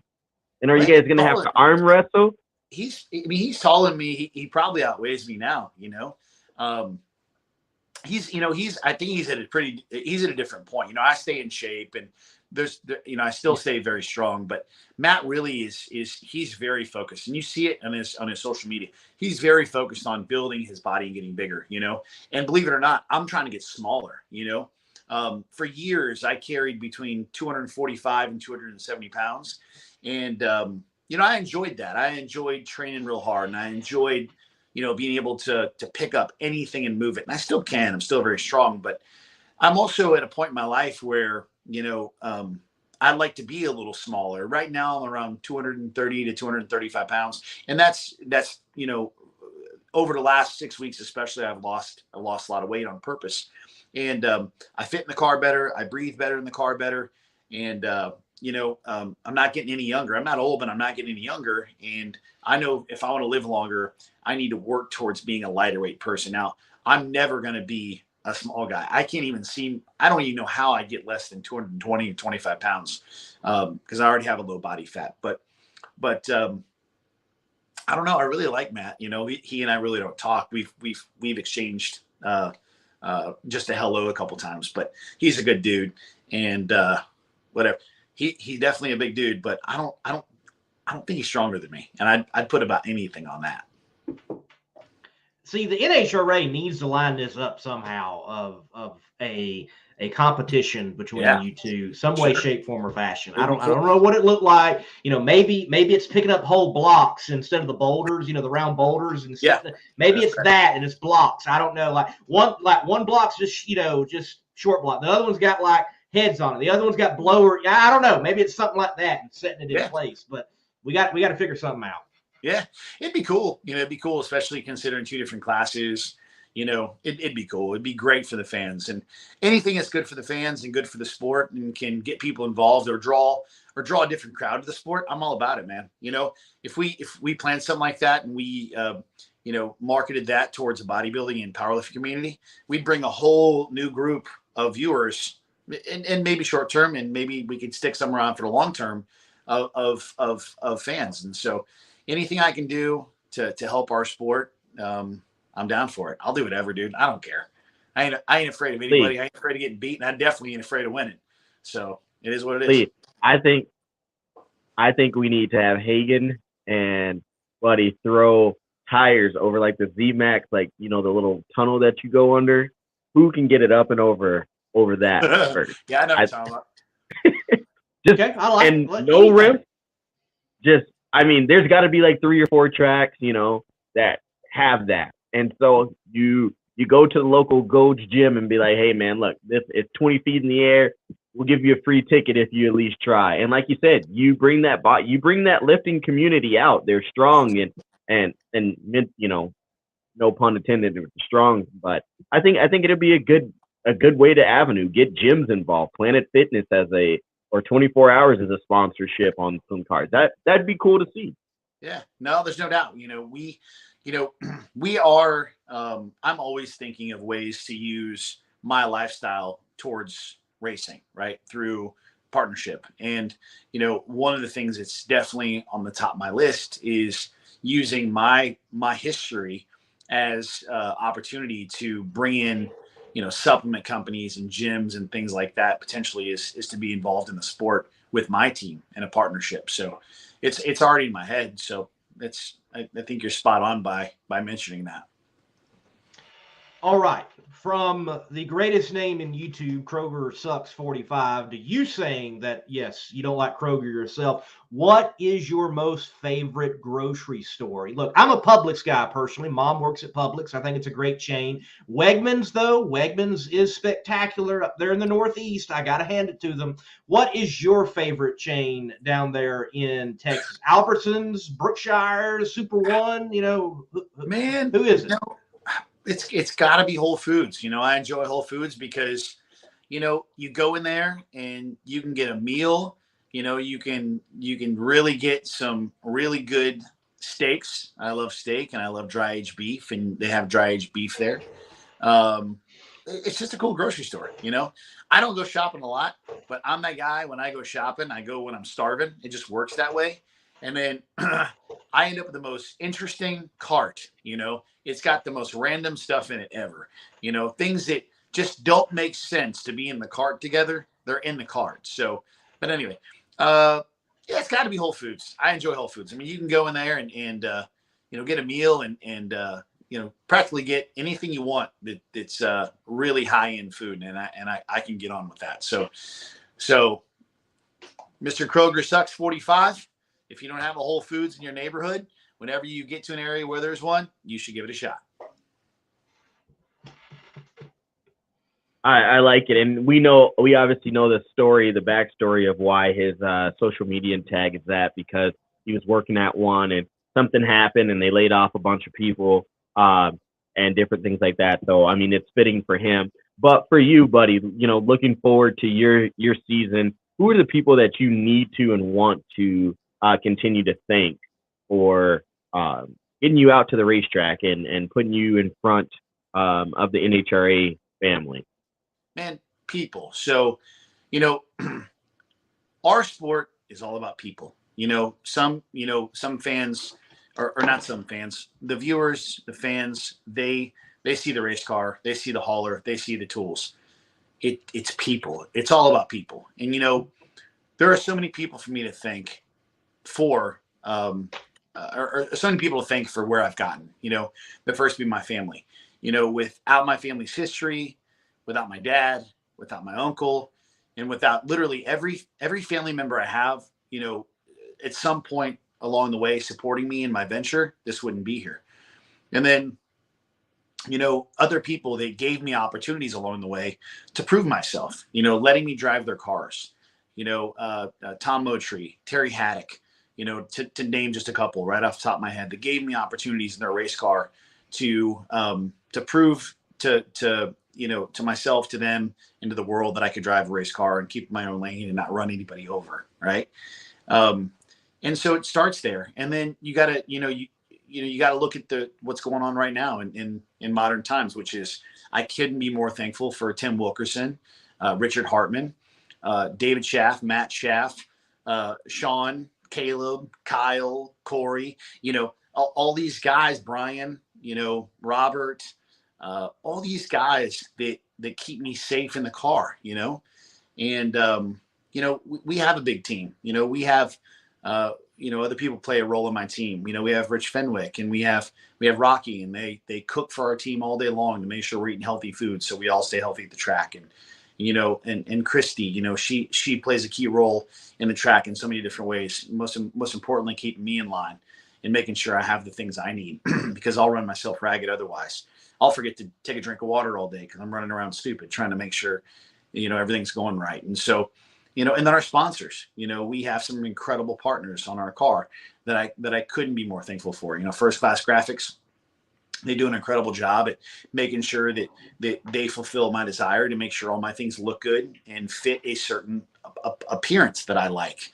DFW RV, my buddy Luis, he does a great job of making sure that all my things are serviced properly. Generators, trucks, motorhomes, all the things we have to make sure that we don't have any problems at the track.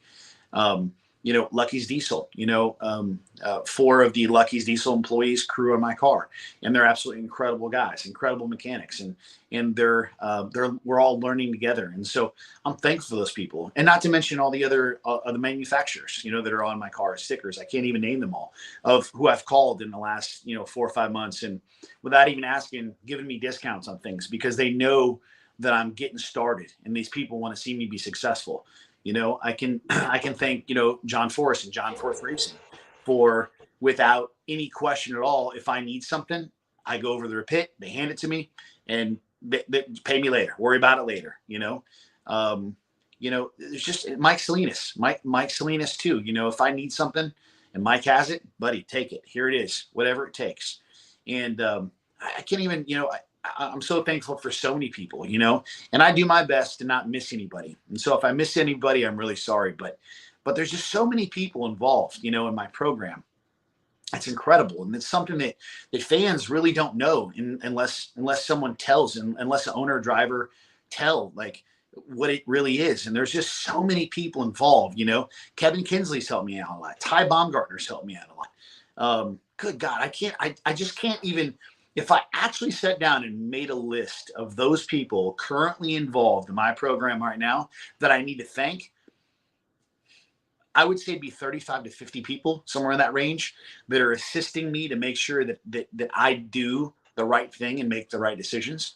And it's just a blessing, Sometimes I got to pinch myself and remind myself that this is real, this is really happening.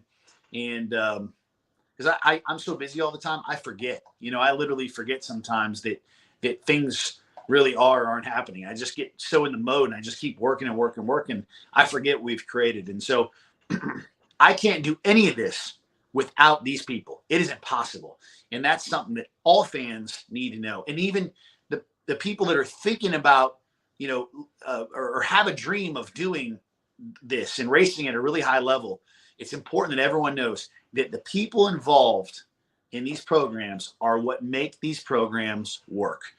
And man, hopefully that didn't miss anybody.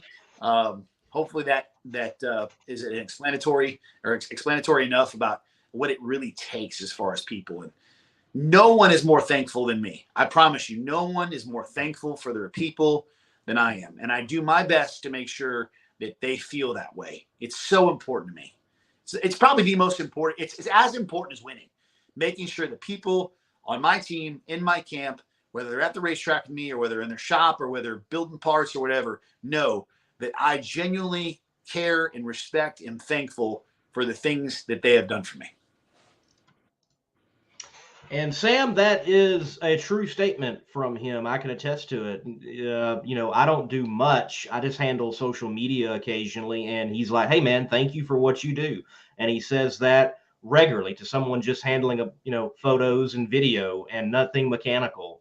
And I appreciate that, buddy, and keep up doing that. People do appreciate it, and it is helpful no matter what the industry is. And I'm sure you've learned that from roofing to gym franchises, all the way to a top fuel team. And keep doing that for sure. Something else you need to keep doing, and I want you to share a few, is apparently you're good at dad jokes. So slap us with a few. Dad jokes? I don't know what you're talking about. I have no idea what you're talking about. I don't know what you mean. Oh, yes, you do. Who said I was good at dad jokes?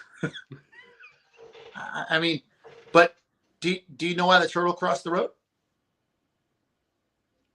Do you know why? Because so many people have all these things, they think they know. You know what I'm saying? But they don't know. So do you know why? I don't know why the chicken or the turtle crossed the road. I have no clue. Well, right now we're talking turtle, right? Dude, he had to get to the Shell station. I mean, what's any other reason? Yes, Shell station. I mean, why would he have not done that? You know what I'm saying? Yes. That's a good one. I mean, you know what that reminds me of? That reminds me of Teenage Mutant Ninja Turtles and Leah and I can't remember his name. The one with the orange. He's like turtle wax, and it's the wax. Oh yeah, the wax. It's turtle wax. Yeah, that was so killer. I love the Ninja Turtles, by the way. They were awesome. There was a resurgence there for a minute. Whatever happened with that? They were trying to pop that back out there for a while. They probably got, but they went banned animated. for some That's the reason. problem. They went animated. They didn't go live action, true. Yeah. Puppets and people in a suit, and they were completely the coolest thing on the big screen when they were like actual people in suits and puppets. Yeah, well, and so, but wasn't this resurgence just recently though? I can remember. Yes. That's what I thought. I thought they were trying to like make, and then all of a sudden, poof, it was gone. And I don't watch TV, but I catch things in passing. And Chrissy's little boy, he kind of keeps me in the loop on what's cool and what's not cool amongst 8 to 10-year-olds. And so I remember they made a brief resurgence. But yeah, man, the turtle. That's why he went. I mean, he just had to get to the cell station. I mean, it just.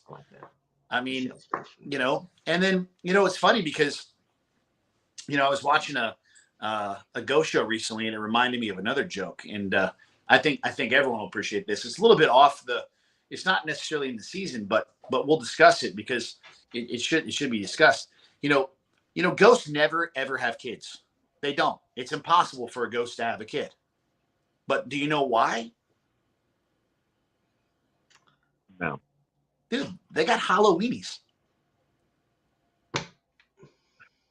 Wow. I mean, how could they have kids?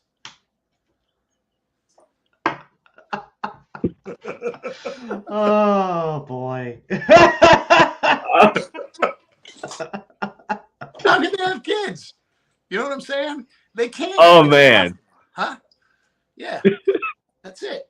Wow. Man. Wow. I feel like that one should have been snuck in somewhere on Disney's Halloween Town or something. Oh yeah. I mean, it's still possible. Things can be made happen. There can be edits. All right, so we get so since we're on this topic, I got to know childhood favorite cartoon. Like you couldn't miss it, you watched it all the time. He-Man, 100%. Oh, He-Man. Imagine that. Imagine that. Hey, here's one for you. So check this out. This is just a little tidbit here. Does anyone remember the He-Man toothbrush? The thing it was an electric toothbrush, and it's set inside of it was set on a plastic rock, and it had like all this decoration. You remember that? No. And you press the button, and it like had a little jingle so it could get a kid to brush his teeth. Okay. You remember this thing? How about I still remember the jingle from when I was like 5, 6, 7 years old. Man, that's effective branding right there. You want me to hit you with it? Hit us. I'm He-Man. I'm strong as can be, and I brush my teeth with regularity. Once in the morning and once at bedtime and after each meal, so my teeth will shine. If you remember this saying and you rehearse, you'll be like the masters of the universe. Yeah. Boom. Dude. Yes. I still remember that. I must have pressed that button. I wore it out. Let's just say I wore it out. That is all right. That's 35 some years of remembering that stupid thing. And I don't say it very often. It's not like this comes up a lot. So it's just something with that thing and just stuck in my head. So to anybody that's out there, if you're at a racetrack or if you know where to get one of these He-Man toothbrushes. Oh, no. I've already looked them up. They're hard to find. Every now and again, one will pop up on eBay and it'll be like $300 or $400. So I've never bought one. I've tried to buy one. I'm in the hunt. So if anybody out there has one, he's in the hunt. If someone has one, my childhood, I'm on the hunt for it, but I just refuse to pay that much for it. Does that make sense? Right. It does. Hey. Yeah. Wow. That's impressive. I get it. Like on my bucket list is to go to New Zealand because on Rocket Power they went down under, and when they went down there and it was a whole I want to do that, and I think it was Nutella. I don't know what it was really called, but it's the modern day Nutella that they were eating, and it seemed really good. So, I mean, yeah, shout out to Rocket Power. Oh, that's cool. Yeah, that's really cool. New Zealand, huh? Is that why? Is that the only reason, or what's the bucket? Why New Zealand? It's because they went down there, and the cartoon made it look epic. So I'm like, yeah, I'm going there. I gotta go too. That's cool. Yeah, that'd definitely be somewhere cool to go, no doubt. Well, buddy, my last question for you before we let you go tonight, very simply, when can we expect to see Buddy Hole Racing pull into a NHRA national event pit for competition again?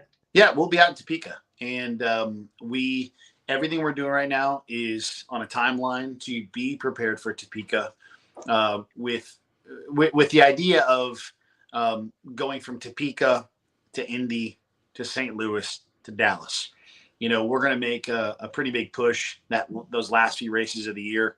It makes a lot of sense for us. They're right in the center of the country where we are. And so we're working real hard to prepare ourselves to have a whole lot of parts in the trailer. So that way, again, we can come out there and be competitive. And we're super excited for it. If I'll just say, if there were more parts available, you could see me at a race before that, maybe Bristol, but we have to pick and choose because it's not a budget thing. It's a parts availability thing.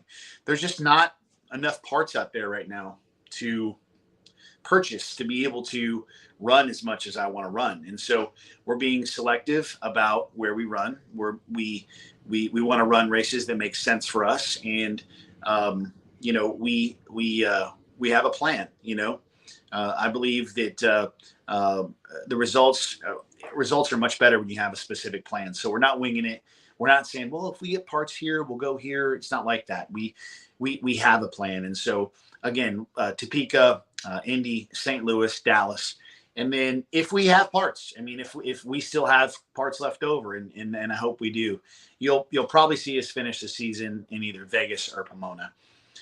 It just all depends. So that's our plan. See, if he goes to Vegas at the end of the year, Lee, he can tell his Halloween joke then. Oh, man. Prime. It'll be dad jokes is stupid. It'll be prime time.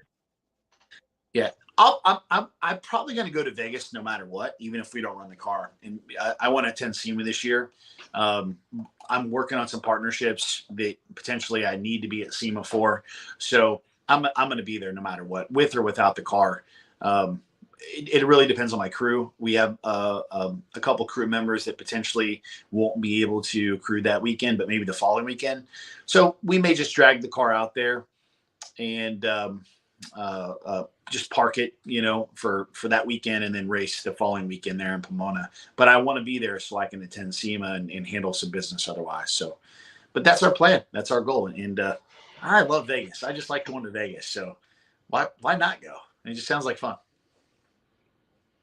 I honestly am surprised that you don't see more drivers show up to races even when they're not competing sometimes. Joe Morrison, Nitro Joe, he will be at races just, for Right to Breathe or just hanging out with people because he loves racing.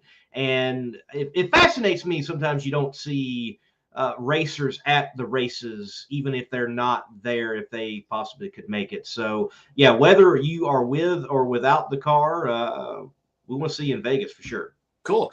Yeah, I think maybe Lee, to answer, maybe help you understand a little bit. Most drivers are horrible spectators. Like there's a certain level of anxiety that I get when I'm at the racetrack if I either am not preparing to drive a race car or have a wrench in my hand. I think that's the number one reason. You got to know that you take a guy like Chuck Etchels, right? I want to bring up somebody I know personally. He's unfortunately no longer with us.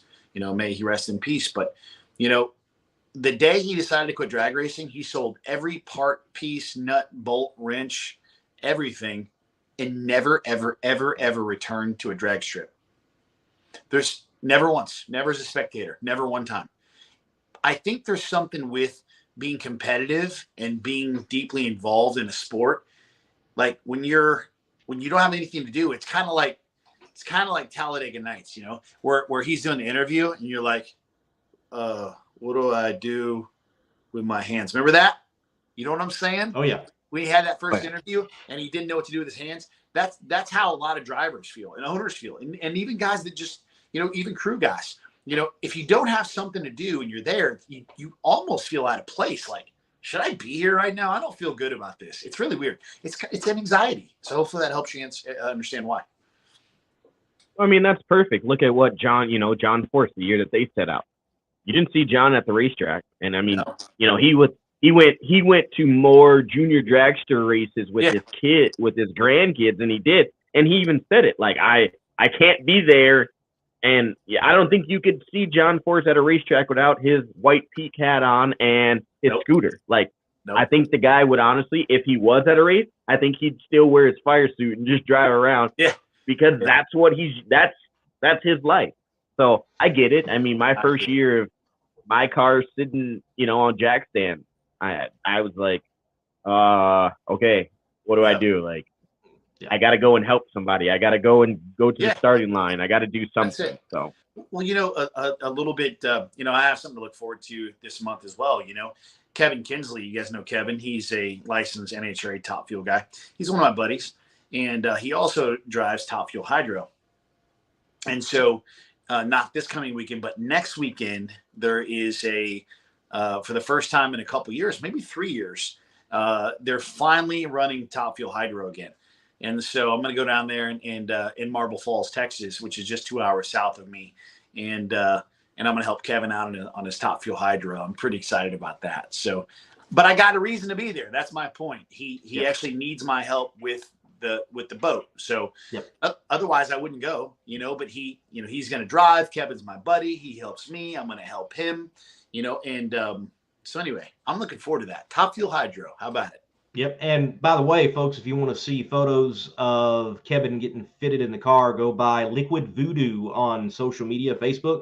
There's some great photos of them working on the cockpit even today and him getting fitted and ready to go. And even with you mentioning that, I will be in West Texas here in a couple of weeks. Maybe I can make that one. I've never seen drag boat racing in person. So I've got to mark that off my list. Well, if you can make it. It's the 21st and 2nd.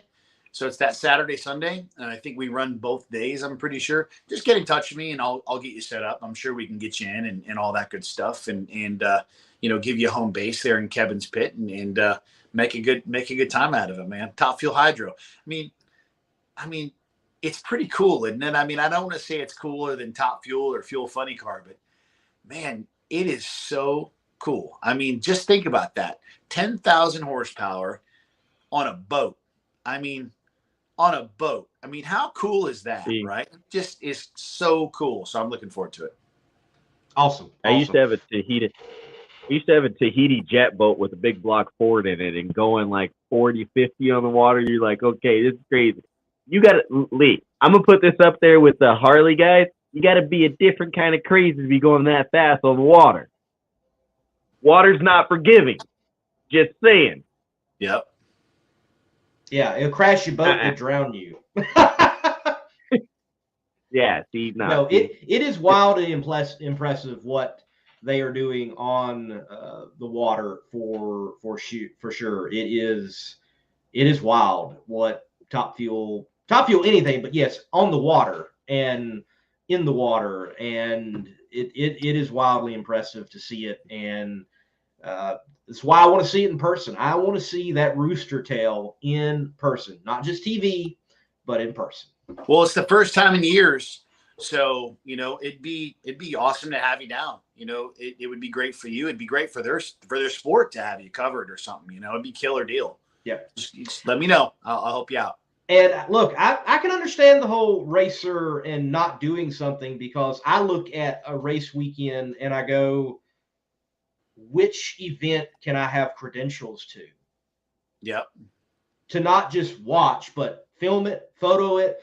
Is there a team to work with? Is there something like, it was a year and a half ago, the last time I was at a race, and I was just a fan. Yep. And as I was there, I'm like, man, I wish I got that on camera. Yeah. Dang, that would have been cool on camera. Well, get in touch with me if you like to go. We can. I'm sure Kevin can put you in touch with the powers to be.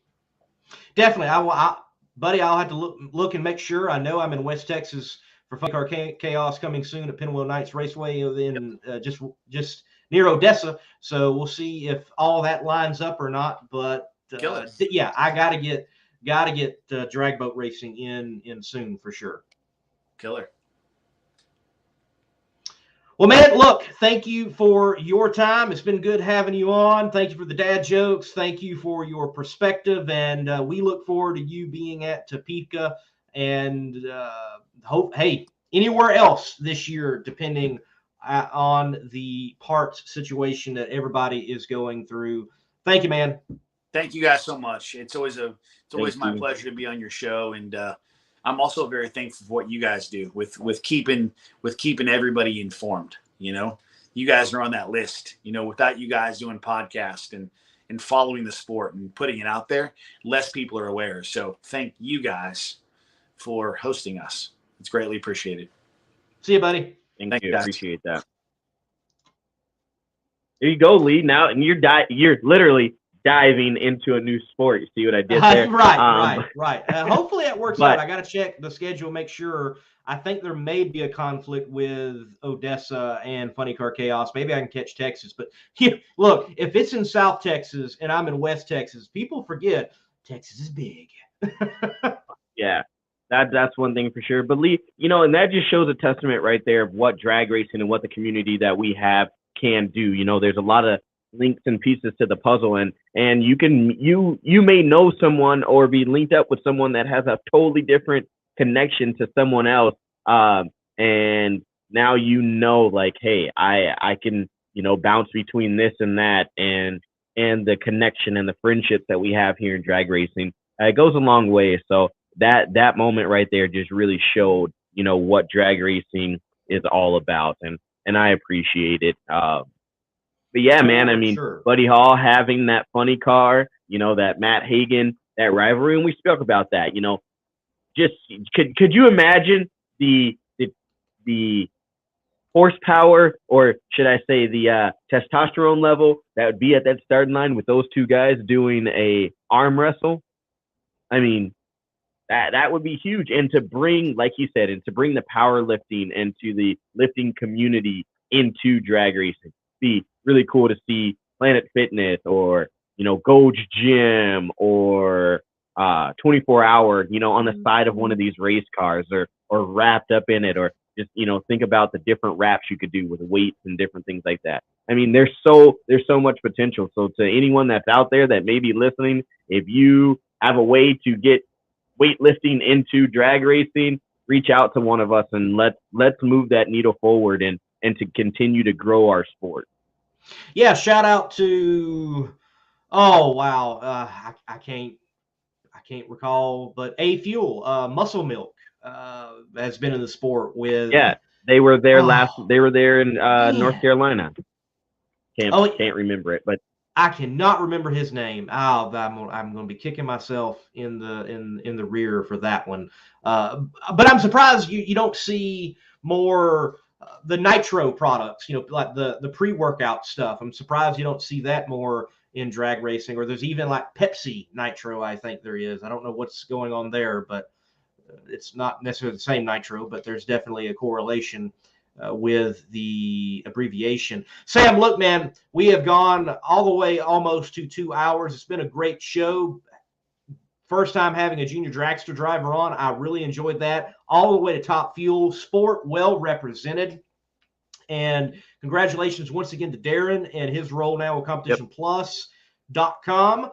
And I just want to let everybody know I was at Southeast Gassers this past weekend at Lassiter Mountain Dragway, and I'll have that footage on my channel here soon. And we'll also have Leslie Horn, the winner in A-Gas, in his beautiful 55 Chevrolet A-Gasser, the Chick Magnet. He won. We're going to have him on my show there Thursday night. And Steve, yes, thank you. Dwayne Shields, thank you. I appreciate that. It's one of those deals. Like, I knew it, and it just I could not recall it in the moment. But yes, he's the one out there with the Muscle Milk sponsorship in the A Fuel car. So, Sam, been a good ride. What's up, brother? Been a good ride. I'm turning off the track though, man. Turning off the track? You got your chutes out? Are you in the inside lane or the outside lane? I don't want them to catch my wing. I don't want them to catch my wing. But man, yeah, it's been a great show. I started a new series. I can't even speak right now. It's coming out. It's called Question of the Day. So you are going to see some of your favorite people, some of your favorite drivers, maybe a media person or two, answering random questions of the day while they're at the racetrack. Stay tuned to Outlaw Performance ENT. I'm going to post it on the Slam and Sam page. I'll share it where I can. YouTube, go over and like and subscribe to that so you can watch that. But question of the day. You never know what I'm going to ask, but I can tell you that this week is music related. You may see even one of your favorite drivers singing. I don't know who it is, but you may see that. So stay tuned, Lee. That's going to be a very fun little thing, just the insight to get to know people, to see their personality of drag racing. So whenever I'm at a racetrack, you'll see that. Growing the channel, staying tuned.